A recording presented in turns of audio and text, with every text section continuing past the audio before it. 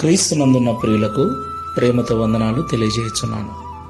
July నెల 6వ తేదీ 2025.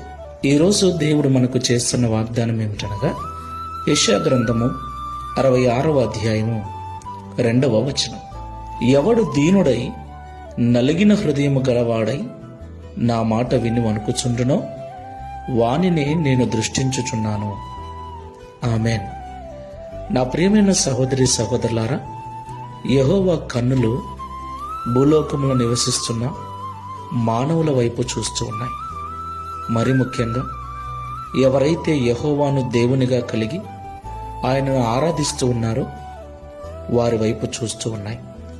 నా ప్రియులారా, దేవుని కన్నులు మన మీద ఉండటం మనకు ఆశీర్వాదకరం.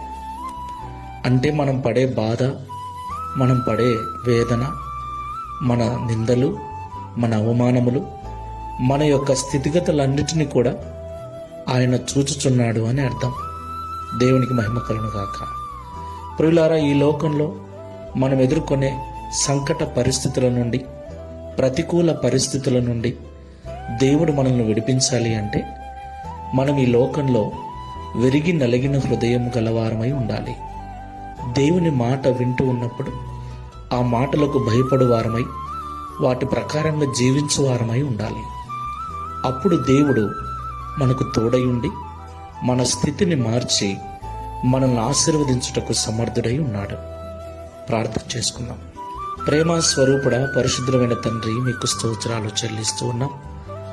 అత్యున్నతమైన సింహాసనమందు ఆసనుడై ఉన్న దేవుడవైన నీవు పరలోకము నుండి భూమి మీద నివసిస్తున్న మా వైపు చూస్తూ ఉన్నందుకు స్తోత్రాలు. ఈ లోకంలో ఎవరైతే డౌన్లోడ్ షేర్ చాట్